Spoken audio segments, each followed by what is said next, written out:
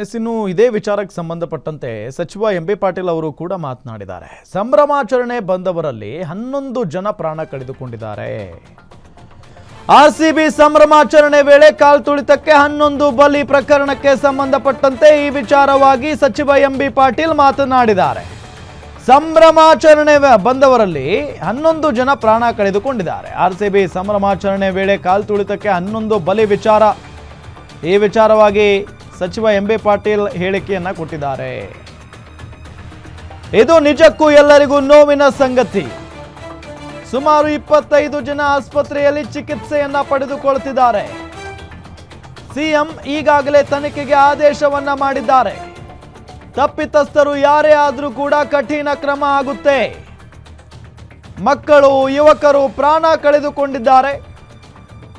ಲಕ್ಷಾಂತರ ಜನ ಸಂಭ್ರಮ ಮಾಡೋದಕ್ಕೆ ಬಂದಿದ್ರು. ಲೋಪ ಆಗಿದೆ, ಯಾರು ಕಾರಣ ಅನ್ನೋದರ ಬಗ್ಗೆ ತನಿಖೆ ನಡೀತಾ ಇದೆ ಅನ್ನೋ ನಿಟ್ಟಿನಲ್ಲಿ ಹೇಳಿಕೆಯನ್ನ ಕೊಟ್ಟಿದ್ದಾರೆ. ಮುಖ್ಯಮಂತ್ರಿಗಳು ಈಗಾಗಲೇ ತನಿಖೆಗೆ ಆದೇಶ ಮಾಡಿದ್ದಾರೆ. ಇವತ್ತು ನಾನು ಕೂಡ ಅದೇ ಒತ್ತಾಯ ಮಾಡ್ತೀನಿ, ತನಿಖೆ ಆಗಬೇಕು. ಯಾರು ತಪ್ಪಿಸ್ತರು ಇರ್ತಾರೆ ಅವ್ರ ಮೇಲೆ ನಿರ್ದಾಕ್ಷಿಣ್ಯವಾಗಿ ಕ್ರಮ ಆಗಬೇಕು. ಯಾಕಂದರೆ ಜೀವ ಇಂಪಾರ್ಟೆಂಟು, ಜೀವ ವಾಪಸ್ ಬರೋದಿಲ್ಲ. ಇವತ್ತು ಇದರಿಂದ ಲ್ಯಾಪ್ಸಸ್ ಯಾರಿಂದ ಆಗಿದಾವೋ ಏನೇ ಇರಲಿ, ಅವ್ರು ಎಷ್ಟೇ ದೊಡ್ಡವ್ರು ಇರಲಿ, ಏನೇ ಇರಲಿ, ಏನು ಅವ್ರ ಮೇಲೆ ಕ್ರಮ ಆಗಬೇಕು. ಸರ್ಕಾರ ಈ ಸಾವಿನ ಹೊಣೆಯನ್ನು ಒತ್ಕೋಬೇಕು. ನೋಡಿ, ನೈತಿಕವಾಗಿ ಇವತ್ತು ದಿವಸ ನಾವು ಇದು ಆಗಿದೆ, ಇದು ಯಾರಿಗೂ ಕೂಡ ಊಹಿಸಲಾರ್ದಂಥ ಇದು ಕೆಲಸ. ಇದರ ಅರ್ಥ ನಾವು ಯಾರೂ ಕೂಡ ಇದರಿಂದ ನಾವು ತಪ್ಪಿಸ್ಕೊಳ್ಳೋಕ್ಕಾಗೋದಿಲ್ಲ.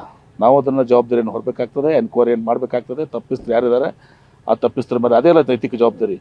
ಯಾರು ತಪ್ಪಿಸ್ತಾರೆ ಅವ್ರ ಮೇಲೆ ನಿರ್ದಾಕ್ಷಿಣ್ಯವಾಗಿ ಕ್ರಮ ಕೈಗೊಳ್ತೀವಿ. ಇದ್ರಾಗ ಎರಡು ಮಾತಿಲ್ಲ. ಕೆಎಸ್ಸಿ ಅಧಿಕಾರಿಗಳನ್ನು ಕೂಡ ಇದರಲ್ಲಿ ಇನ್ವಾಲ್ವ್ ಮಾಡಬೇಕು ಅನ್ನೋದು. ವಾಟ್ ಎವರ್ ಯಾರೇ ಇರಲಿ, ಎಷ್ಟೇ ದೊಡ್ಡವ್ರಲ್ಲ ಅಂತ ಹೇಳಿದ್ರು ನಾನು, ಎಷ್ಟೇ ದೊಡ್ಡವ್ರಿರಲಿ, ಯಾರೇ ಇರಲಿ, ನಿರ್ದಾಕ್ಷಿಣ್ಯವಾಗಿ ಇವತ್ತು ದಿವಸ ತನಿಖೆ ಆಗಬೇಕು. ತಪ್ಪಿಸ್ತರಿಗೆ ನಾವು ಶಿಕ್ಷೆ ಮಾಡಬೇಕು. ಅಲ್ಲ, ಬಿಜೆಪಿ ಇದರಲ್ಲಿ ಸರ್ ಒಂದಷ್ಟು ರಾಜಕೀಯ ಬೇಳೆಯನ್ನ ಬೇಯಿಸ್ಕೊಳ್ತಾ ಇದೆ. ನೋಡಿ, ಇದು ರಾಜಕೀಯ ಬೇಳೆ ಬೇಯಿಸ್ಕೊಂತ ಸಂದರ್ಭ ಅಲ್ಲ. ಪಾಪ ಜೀವಗಳು ಹೋಗಿದಾವೆ. ಇದು ರಾಜಕೀಯ ಮಾಡುವಂಥ ಸಮಯನೂ ಕೂಡ ಅಲ್ಲ. ಇವತ್ತು ಯಾರು ಇನ್ನೂ ಹಾಸ್ಪಿಟಲ್ನಿದ್ದಾರೆ ಅವ್ರಿಗೆ ಒಳ್ಳೆ ರೀತಿಯಿಂದ ಟ್ರೀಟ್ಮೆಂಟ್ ಆಗಬೇಕು. ಅವ್ರಿಗೆ ಉನ್ನತ ಟ್ರೀಟ್ಮೆಂಟ್ ಬೇಕಾಗಿದೆ. ಕಾರ್ಪೊರೇಟ್ ಆಗಲಿ, ಪ್ರೈವೇಟ್ ಆಗಲಿ, ಅಲ್ಲಿ ಕಳಿಸಿ ಇವತ್ತೊಂದು ಟ್ರೀಟ್ಮೆಂಟ್ ಆಗುವಂಥದ್ದು ಆಗಬೇಕು. ಅವ್ರ ಜೀವ ಉಳಿಸ್ಬೇಕು.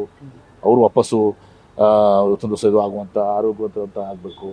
ಮತ್ತು ಎರಡನೇದಾಗಿ ಇವತ್ತೊಂದು ದಿವಸ ಯಾರು ಇದರಲ್ಲಿ ಲ್ಯಾಪ್ಸಸ್ ಯಾರೇ ಮಾಡಲಿದ್ದು, ಅದು ಯಾವ ಇಲಾಖೆ ಇದೆ, ಪೊಲೀಸ್ ಇಲಾಖೆ ಇದೆ, KSC ಇದೆ, ಮತ್ತೊಂದಿದೆ, ಯಾರಿದ್ದಾರೆ ನಿರ್ದಾಕ್ಷಿಣ್ಯವಾಗಿ ಕ್ರಮ ಮಾಡಬೇಕು. ಪರಿಹಾರ ಏನಾದ್ರು ಹೆಚ್ಚು ಮಾಡ್ತೀರಾ ಅಂತ ಸರ್?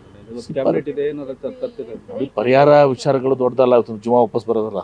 ಪರಿಹಾರ ಕೊಡ್ತೀವಿ, ಆಯ್ತು, ಪರಿಹಾರ ಕೊಡೋದಂತೆ ಕ್ಯಾಬಿನೆಟ್ ಇದೆ, ಮಾತಾಡ್ತೀವಿ. ಕ್ಯಾಬಿನೆಟಲ್ಲಿ ಚರ್ಚೆ ಮಾಡ್ತೀವಿ. ನೋಡಿ, ಮುಖ್ಯಮಂತ್ರಿಗಳು ಈಗಾಗಲೇ ತನಿಖೆಗೆ ಆದೇಶ ಮಾಡಿದ್ದಾರೆ. ಇವತ್ತು ನಾನು ಕೂಡ ಅದೇ ಒತ್ತಾಯ ಮಾಡ್ತೀನಿ, ತನಿಖೆ ಆಗಬೇಕು. ಯಾರು ತಪ್ಪಿಸ್ತರು ಇರ್ತಾರೆ ಅವ್ರ ಮೇಲೆ ನಿರ್ದಾಕ್ಷಿಣ್ಯವಾಗಿ ಕ್ರಮ ಆಗಬೇಕು. ಯಾಕಂದರೆ ಜೀವ ಇಂಪಾರ್ಟೆಂಟು, ಜೀವ ವಾಪಸ್ ಬರೋದಿಲ್ಲ. ಇವತ್ತು ಇದರಿಂದ ಲ್ಯಾಪ್ಸಸ್ ಯಾರಿಂದ ಆಗಿದಾವೋ. ಎಸ್, ನೋಡಿ, ಈಗ ಇದರಲ್ಲಿ ರಾಜಕೀಯ ನಡೀತಾ ಇದೆ. ವಿಪಕ್ಷಗಳು ಬೇರೆ ಬೇರೆ ರೀತಿಯಾಗಿ ಆರೋಪವನ್ನು ಮಾಡ್ತಾ ಇದ್ದಾವೆ. ಸೊ ಇಂಥ ಸಂದರ್ಭದಲ್ಲಿ ರಾಜಕಾರಣ ಬೇಡ, ಇದು ಆ ಸಂದರ್ಭ ಅಲ್ಲ ಅನ್ನೋ ನಿಟ್ಟಿನಲ್ಲಿ ಹೇಳ್ತಾ ಇರೋದು ಎಂ.ಬಿ. ಪಾಟೀಲ್ರು. ಏನು ಮಾಡೋಕ್ಕಾಗಲ್ಲ. ಈಗ ಹೋದ್ರು ಅಂತಲೂ ಹೇಳೋಕ್ಕಾಗಲ್ಲ. ಯಾಕೆ ಅಂತ ಹೇಳಿದರೆ ಅಲ್ಲಿ ಜೀವಗಳ ಬಲಿಯಾಗಿದ್ದಾವೆ. ಅದಕ್ಕೆ ಕಾರಣ ಏನು? ಯಾರು ಕಾರ್ಯಕ್ರಮ ಆಯೋಜನೆ ಮಾಡಿದರು? ಯಾವ ರೀತಿಯಾದಂಥ ಭದ್ರತೆ ವ್ಯವಸ್ಥೆಯನ್ನು ಕಲ್ಪಿಸಬೇಕಾಗಿತ್ತು? ಎಲ್ಲದರ ಬಗ್ಗೆಯೂ ಕೂಡ ಜನ ಪ್ರಶ್ನೆ ಮಾಡ್ತಾ ಇದ್ದಾರೆ. ಜನರಿಗೆ ಉತ್ತರ ಕೊಡಬೇಕಾಗಿತ್ತಲ್ವ? ಈಗ ಜನರಿಗೆ ಉತ್ತರ ಕೊಡಲೇಬೇಕೀಗ. ಇದೆಲ್ಲದರ ನಡುವೆ ರಾಜಕಾರಣ ನಡೆಯುತ್ತೆ. ರಾಜಕಾರಣ ಅದು ಎಲ್ಲ ಕಡೆ ಇರೋದೆ. ಆದರೆ ತಂದೆ ತಾಯಿಗಳಿಗೆ ಯಾರು ಉತ್ತರ ಕೊಡ್ತಾರೆ, ಯಾರು ಸಮಾಧಾನ ಹೇಳ್ತಾರೆ?